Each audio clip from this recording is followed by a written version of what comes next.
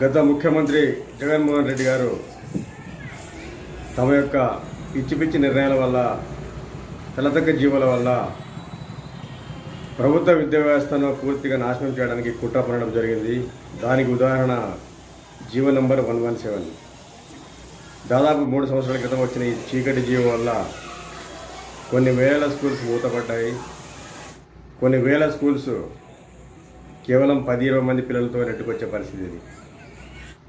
మరింత దారుణమైన జీవోను ఆయన 3 ఏళ్ల పాటు ఎలాంటి మార్పు చేయలేదు. ఆ జీవో సారాంశం ఏమంటే, విద్యాకు చట్ట ప్రకారము ప్రైమరీ అంటే 1-2 క్లాసులు మాత్రమే ఉండాలి. దానికి ముందు అంగన్వాడీ అటాచ్ చేయొచ్చు. తర్వాత 3 నుంచి 10 వరకు స్కూల్ అన్నాడు.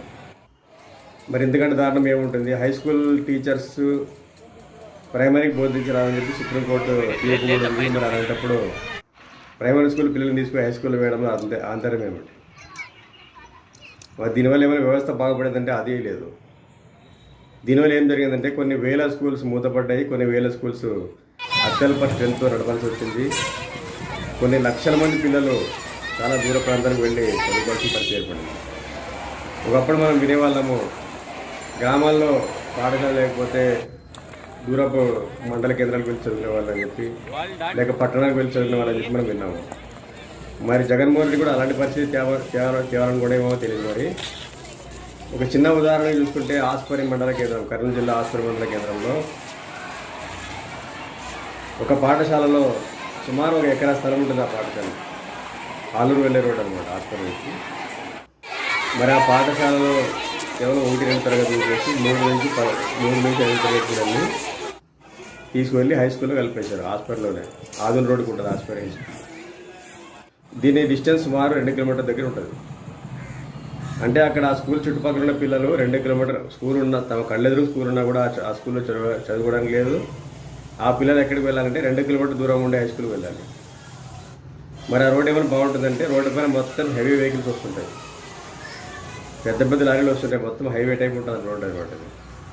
బెంగళూరు సైడ్, చెన్నై సైడ్ నుంచి వచ్చే వెహికల్స్ అటు వస్తుంటే పోతుంటాయి. మరి అంత భయంకరమైన రోడ్డు మీద పిల్లలు భయపడకుండా నడవాలి.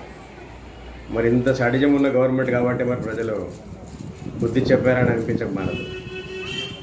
మరోసారి ఈయన కలిసి మళ్ళీ మన ఉన్న ఊర్లో కూడా స్కూల్స్ మూసేస్తారని చెప్పి భయంతోనే ప్రజలు ఈ యొక్క జగన్మోహన్ రెడ్డి గారిని చిత్తుగా ఓడించారని చెప్పి ఇది మనకు అవగతం అవుతుంది.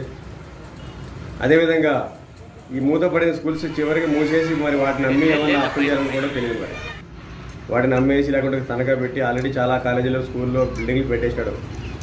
చాలా బిల్డింగ్స్, చాలా పెద్ద పెద్ద బిల్డింగ్స్, ప్రతిష్టాత్మక సంస్థల బిల్డింగ్స్ అని పెట్టేసినాడు. మరి అవన్నీ తనఖా పెట్టండి. ఈ స్కూల్స్ ఏమైనా మూతపడినాక ఈ స్కూల్స్ ఖాళీ స్థలాన్ని, ఫ్లాట్ని అమ్ముకొని ఏమైనా కోర్టు సంపాదించడం తెలియదు. మరి ఇంత దారుణమైన ప్రభుత్వం కాబట్టి అప్పట్లో చిత్తుగా ఓడించారని అనిపిస్తుంది.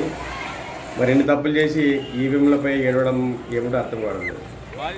మరి కళ్ళెదురుగా ఎన్ని తప్పులు చేసి, ఎన్ని ప్రజల్ని ఇబ్బంది పెట్టి, ప్రజల చేత చీత్కారాలు పొందిన ఈ ప్రభుత్వము, జగన్మోహన్ రెడ్డి ప్రభుత్వము, మరి అదే ప్రజల చేతిలో చిత్తుగా ఓడిపోవడం అనేది అతి సాధారణ విషయం తప్ప మరొకటి కాదు. అదేవిధంగా మరి ఆ స్కూల్స్ మూతపడడం వల్ల ఆ పిల్లలు ఎంత క్షోభ అనుభవించుంటారో కూడా ఒకసారి ఆలోచించండి.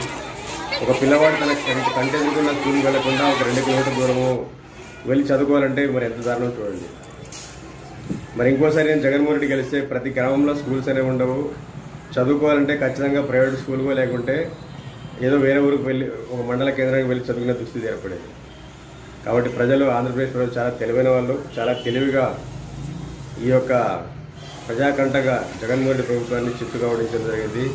మరొకటి ఏమంటే, జగన్మోహన్ రెడ్డి గారి ప్రభుత్వం హయాంలో ప్రభుత్వ పాఠశాలను దెబ్బతీసే విధంగా ప్రైవేటు పాఠశాలకు ప్రాణం పోసే విధంగా చాలా చర్యలు జరిగాయి. ఉదాహరణకు అమ్మఒడి అనుకుంటే, అమ్మఒడి సరిగ్గా జూన్ నెలలో వేసేవాడు అన్నమాట. ఫీజులు కట్టే టైం కనబడి ప్రైవేట్ స్కూల్లో, అంటే ప్రైవేట్ స్కూల్స్కు మేలు చేసే విధంగా. ఇప్పుడు ఆ ఫీజు వచ్చినప్పుడు ఏం చేస్తారంటే, గవర్నమెంట్ స్కూల్లో పెట్టి చాలామంది ప్రైవేట్ స్కూల్కి పోయే ప్రమాదం పెరిగింది. అప్పుడు గవర్నమెంట్ స్కూల్స్లో స్ట్రెంత్ తగ్గిపోతూ వచ్చింది. అంటే ఇదొక మరొక రకమైన క్విట్ ప్రోగ్రామ్ అనమాట. మరి ప్రైవేట్ స్కూల్స్లో నుంచి జగన్మోహన్ ప్రభుత్వానికి ఏమందో తెలియదు, కానీ కరెక్ట్ జూన్లో అమ్మఒడి వేసేవాడు.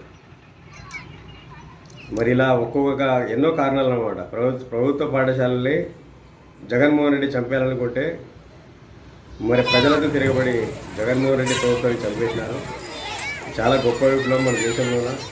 ప్రజలే ముందుండి తమ విద్యా వ్యవస్థను, అన్ని రంగాల్ని, సంక్షేమ రంగాల్ని, ఉద్యోగ రంగాల్ని, యువత ఉపాధిని, రాష్ట్ర భవిష్యత్తును అన్నింటి కాపాడుకోవడానికి ప్రజలే ముందంజ వేసి తమ చేతుల్లో ఓటమి ఆయుధం తీసుకొని ఈ యొక్క జగన్మోహన్ రెడ్డి అనే ఒక ప్రజాకంటక శాడిస్టు ప్రభుత్వాన్ని కూరదోసి చంద్రబాబు నాయుడు గారి కూటమిని అత్యధిక బడ్జెట్తో గెలిపించి ఈరోజు ఒక సుభిక్షమైన పాలన అందుకుంటుంది. కాబట్టి రాబోయే రోజులు ఎవరైనా ఇలా ప్రజల సౌకర్యాలను దెబ్బతీయాలని చెప్పి, ప్రజల యొక్క ప్రభుత్వ పాఠశాలను దెబ్బతీయాలని చూస్తే, ప్రజల ఆస్తులను అమ్ముకోవాలని చూస్తే, కుదవబెట్టాలని చూస్తే జగన్మోహన్ రెడ్డికి పట్టిన గద్దె పడుతుందని చెప్పి ఈ సందర్భంగా హెచ్చరిస్తున్నాము.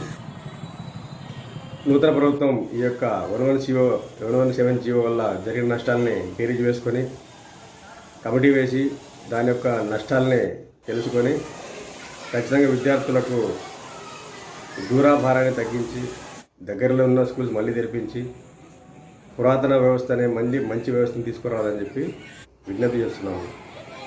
నా పేరు నూర్ అహ్మద్, MHPS రాష్ట్ర కార్యదర్శి.